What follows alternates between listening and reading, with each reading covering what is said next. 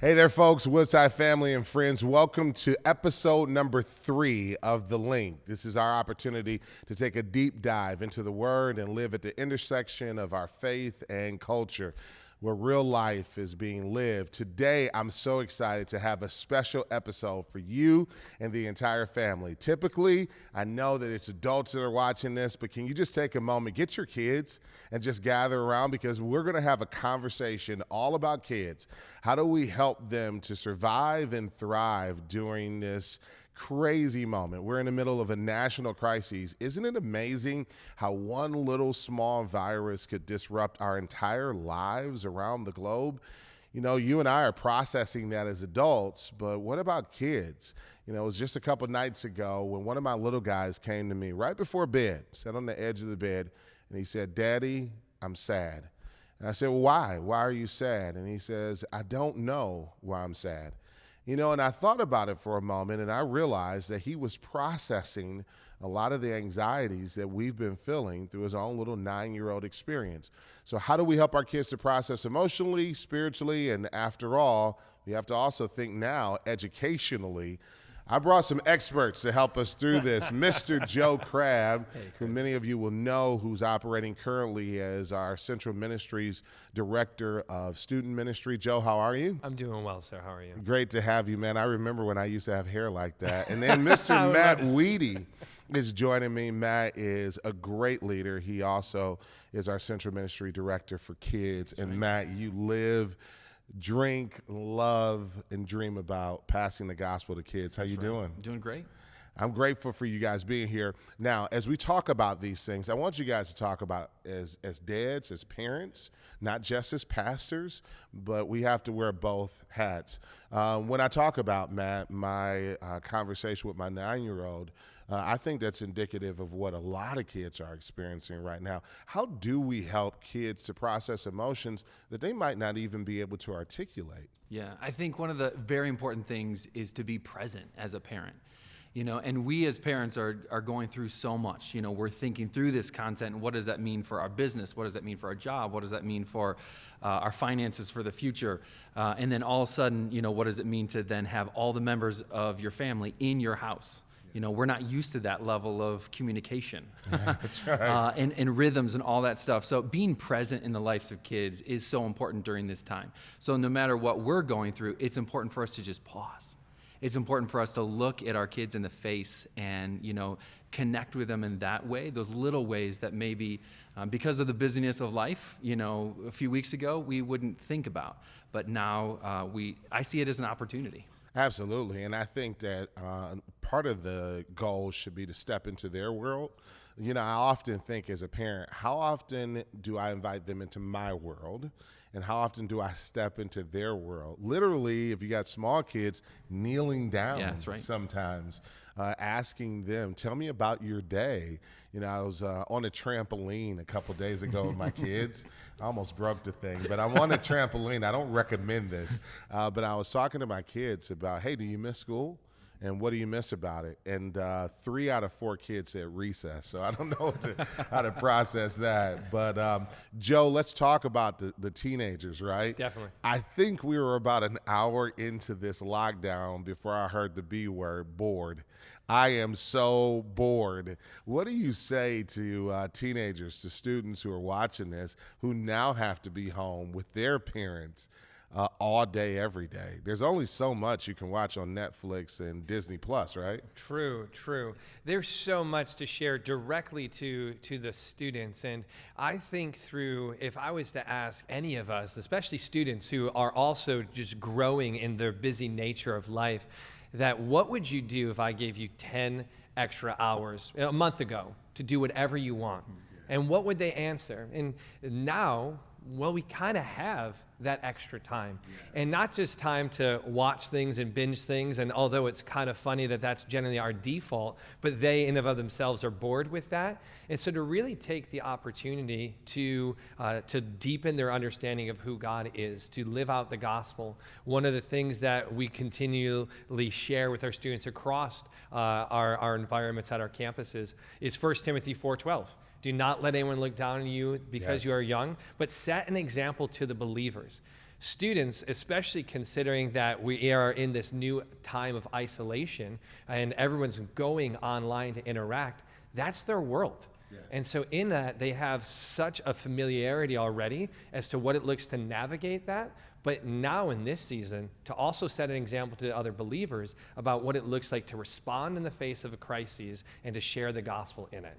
Yeah, I think as a parent about how many times my kids have said, Dad, you're so busy, right? Well, now schedules have changed. And so part of what I would encourage students to do is to spend time with their parents, spend time with their moms and dads to maybe ask questions. And, if you're a teenager, you're not like a small child where maybe you can't come up with creative ideas. You can come up with creative ideas. What games are we going to play, or how are we going to connect today? The other thing, I told my daughter this a couple days ago, I said, hey, if you're bored, start a business, right? Think through and become a CEO, right? You can do it right now. But in many ways, what I would say on a serious note is find your voice, because your generation needs to hear not just from adults, but they need to hear from peers, right? And so I know so many are connecting in various ways. And so maybe as you're texting, as you're FaceTiming, as you're connecting with your friends, maybe you can be the one to say, hey, can we study the Bible together? Can we pray together? Maybe this is an opportunity for you to find your voice. I was 13 when I first sensed this deep calling to serve the Lord. And maybe there's some 13, 14-year-olds out there, 15, 16, that are feeling that. This is a great time for you to do it. Matt, I think about Deuteronomy chapter 6, verses 4 through 7 in particular. Hear, O Israel, the Lord our God, the Lord is one. You shall love the Lord your God with all your heart and with all your soul and with all your might. And these words that I command you today shall be on your heart. You shall teach them diligently to your children. You shall talk to them when they sit down in the house, when they walk by the way, and when they lie down, and when you rise. Now, we all say at parent-child dedication that we're going to be our kids' primary faith trainer, right? But then we lean on folks like you guys, Kids Ministry directors, Student Ministry directors. Now, one of our significant partners in this whole raising our kids spiritually has been removed. Small group leaders, at least it feels like that, has been removed. What do you say to parents who are feeling the loss of you guys in their child's life? I'd say to be encouraged that they're not alone. I think that's one of the biggest parts of this isolation, is to know that you're not isolated and the spiritual community is there. I love that passage and the 4 body postures that they really go through. It's not just one part of the day, it's woven throughout the whole part of the day. So now we have this opportunity to be with our kids, and I say opportunity, even though, let's be honest, sometimes it can be a challenge. We're not used to being in the home all this, this many hours. So we really have to work on our communication between our spouse, right, to kind of come up with new rhythms for the day, a new schedule for the day. But when you come up with those things, we as a church want to come alongside the parent to help them with the tools to weave in a biblical worldview and a faith, a strong faith in Jesus Christ all throughout their day. So we want to give resources and provide parents to do that, but to know and to be encouraged that you're not alone. So before, if you want your kid to become a great soccer player, you sign them up with a great soccer coach. That you want them to be a great pianist, you send them to the greatest piano, teacher. And sometimes that kind of thought has trickled its way into the church, thinking I'm going to find a good church that has a good student ministry, has a good kids ministry, and they're going to do it for me. That's not how God designed it to be. God designed it to be the parents. So I think now it creates a really good, sobering time, but great time to have those faith conversations. So we do want to resource moms and dads with cool opportunities every day, but just want to encourage those parents. Any parent that thinks like, wow, I've never done this before, or I don't feel like I'm qualified to have a faith conversation with my child, that it can start simple.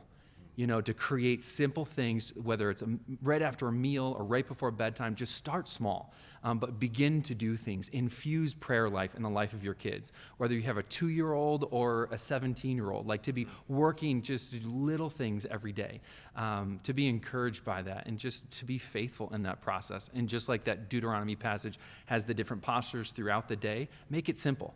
doesn't have to be a long 45-minute Bible lesson. It can be a 2-minute thing about how we can trust God, stuff like that. I think that's phenomenal, and I find myself living through the same emotions, and part of what we have to affirm is the legitimacy of feeling overwhelmed. You're not alone. You're not crazy. You're not a sinner. Right. Well, you are, but it's not that somehow you're on this island if you're feeling overwhelmed by the moment. We all feel it, and every parent does, so it's okay. Take a deep breath. The reason why we're doing this show is to let you know that we're with you and to remind you God's with you. You're going to make it. And I think for most of our families, Joe, we're going to look back on this moment and miss it in some ways because let's be honest, there's going to be a time pretty soon in the grand scheme of things where this kind of sickness and disease, this virus is going to be under containment. Things are going to begin to get back to normal. And I do think there's going to be a little bit of sadness as we go back into the normal flow of life. So you're going to make it. But, Joe, I do want you again, if you could, just to think about the students. Yeah. We're wired for relationship, right? We're designed for friendships. We encourage good and godly friendships, right? Now they feel cut off from their friends. What are some ways that you can connect socially, even though you can't come to group on Wednesday night or Thursday night?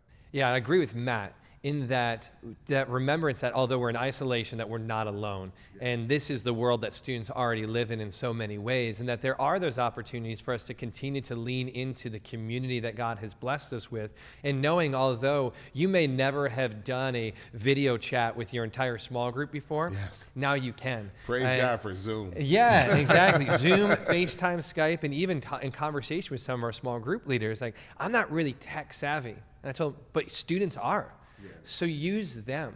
And I think that's so important for us to remember, thinking through the lens of this with a parent. How, as a parent, are you encouraging and empowering your student in this time to continue to engage with the family and with the faith community? How is that being modeled? And again, how are you empowering the student to be able to do so? I think why oftentimes there's that trap of falling into, I'm going to send them to the best student ministry around and they'll help those things, is because this is a time of life for their kid that is completely different.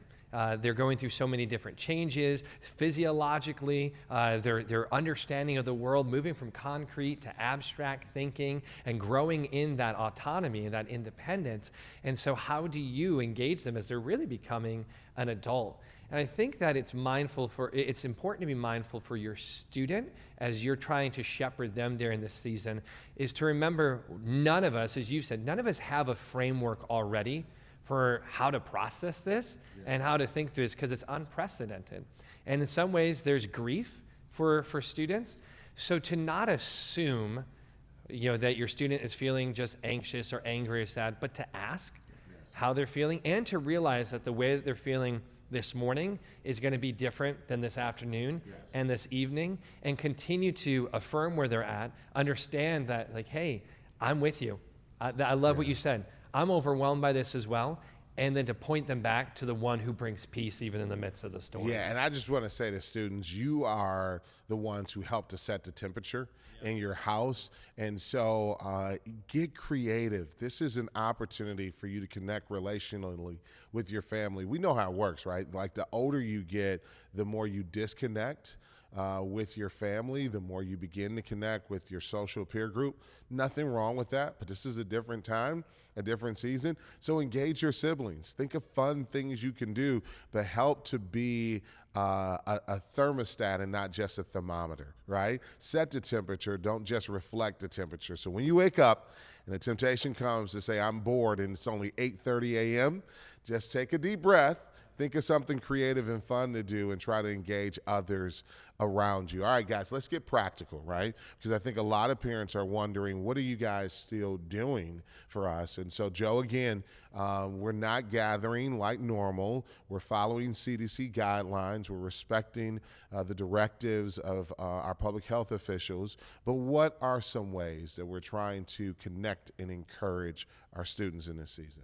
Yeah, the other day that we had a conversation, you and I did, and I had a conversation with our student ministry staff across the campuses and encouraged them and told them, hey, reach out to everyone in the small group leaders and see how they're doing and continue to remind, let's model community to them. And then in turn, ask them to model that same community to their students and to individually be reaching out to them. So many of them are already doing so through group text, but let's do it also individually and giving space for those students and continuing to affirm and encourage the things that we're hearing here. And that reminding that, hey, we're here as well. Matt and I and your student ministry staff, your kids ministry staff are here to help come up with some ideas, to help encourage, to help pray, help point you back to some resources.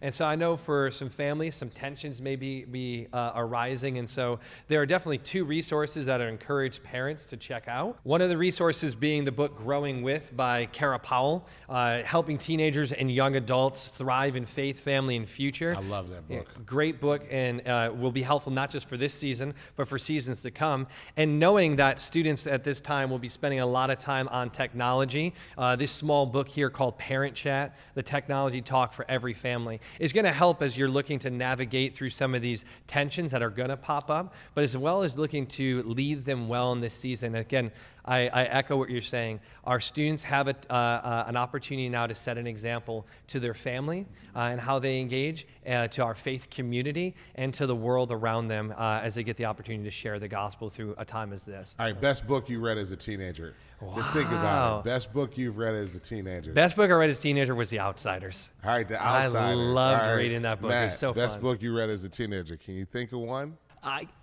In all honesty, I didn't really like to read, but I do remember, not to like switch it all spiritual, but I remember being a 12, 13-year-old, and my small group leader challenged me, said, have you ever read the Bible? Yeah. And I hadn't. And the front of my Bible had like all the checks next to it. And being like a type A person, I was like, I'm going to do this. And it was a 1-year plan that took 3 years, but that's He cheated. Yeah, you yeah. can't go Yeah, I wrong with the can't go, Bible, yeah. right? Like, I how do you know, top that? Sorry. Chronicles of Narnia? Sorry. What did he say? Stay golden. Yeah, Stay so golden. my best book as a teenager, it changed my life, was More Than a Carpenter.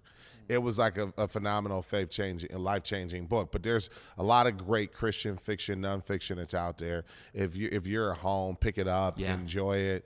You know, this is a great time just to tap into some stuff that you normally wouldn't. All right, what resources do we have for kids? For kids, certainly, there's a ton of things out there. And as you're kind of watching social media and your friends, I think before you kind of answer the question of what resources are out there, I think it's important to take just a deep breath and say, parents, it's okay. It's going to be okay. I think oftentimes I'm watching parents see a photo on Instagram of their family now homeschooling, and everyone's around the table with their laptops, and it looks like a perfect scenario. And they look at that post and think, that's not my life. If you look at my household right now, it's going crazy. Yes. How do I infuse the gospel into all the aspects of the day and homeschool and try to prepare meals and try all of that stuff, run a business on the side without going crazy? So I think it's important to take a breath and just to say, God, help me reorient my day.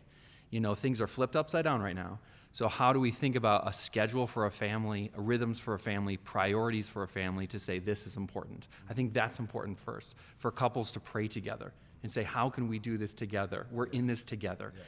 And then so kids get to see mom and dad kind of taking a different body posture, a different prayer life. Yes. And then from there kind of go into a plan of action to say it's our goal every day to have 5 minutes or 30 minutes. You pick the time frame. And then within that space, really create the resources.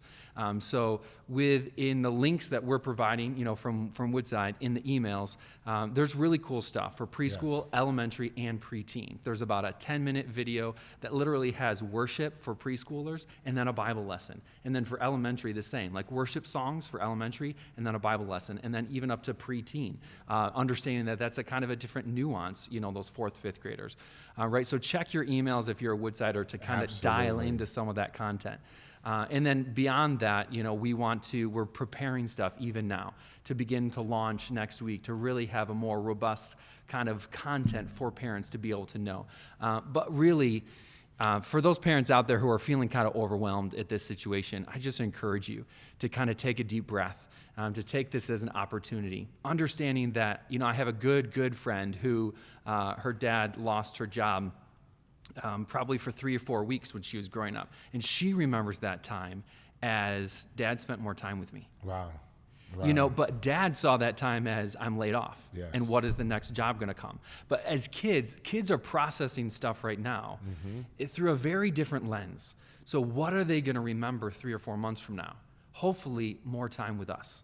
Hopefully just a reboot of rhythms, of schedules for the kids to be able to see that Jesus is a priority. So that's why I'm so encouraged by this opportunity, although it's overwhelming. I know that every one of us are trying to live day to day. It's a fluid situation. Things are changing every day. I wish I could tell you that we had everything concrete laid out, but honestly, like you, we're trying to figure out ways we can support you as dynamics change. But you can be confident in this, that we are thinking about you and your family. We're praying for you, as Joe alluded. We're calling kids. We're connecting as much as we can with our students. This is our passion, and I appreciate you guys doing it. One of the things I love about Kara Powell's book, Growing With, is the fact that it invites us to simply invite the young adults, the students, the kids in our lives into our lives and step into theirs. So maybe you're cleaning out an office like my wife and I were a couple days ago. We just invited the kids, hey, help us move some boxes. I remember, guys, growing up with my dad. He was a teacher, and I remember organizing the books in his library. Man, at the time, I felt like this is boring. But yeah, I remember those times as bonding, and he and I getting a chance to talk, and those great conversations that I missed today. And so don't miss the moment. Every moment is an opportunity to teach, to grow, and to have fun.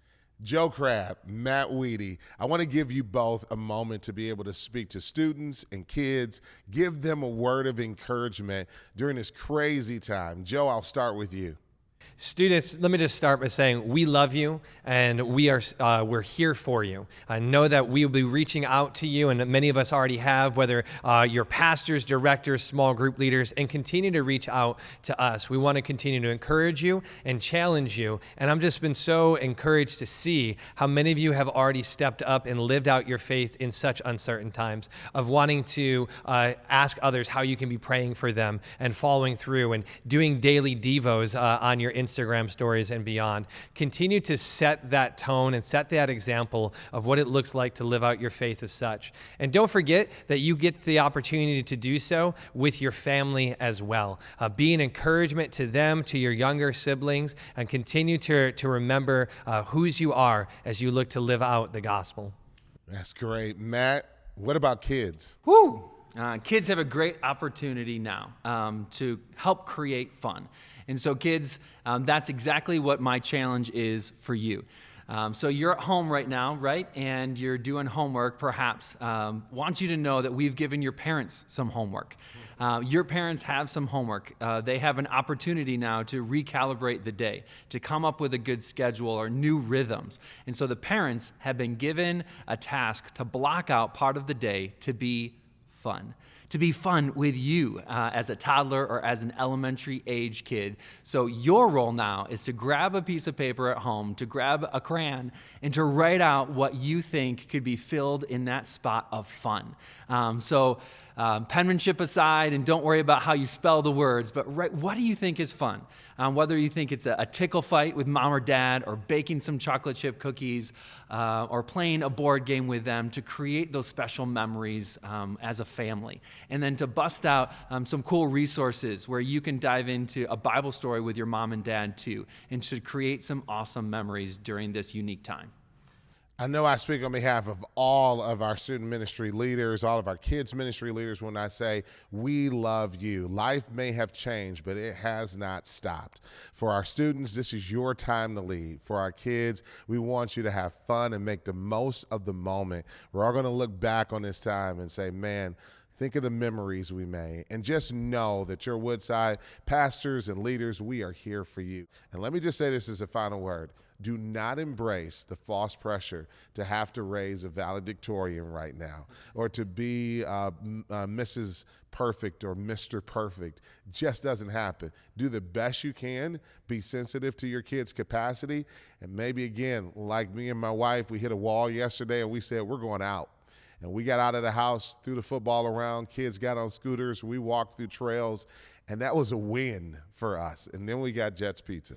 And that is exactly what we have to do. We have to do what we can and trust God for his grace. Folks, I know this is fluid times, but we're with you here at Woodside. We love you. As Matt said, check your emails each and every day, and stay tuned on social media for the next edition of The Link. God bless.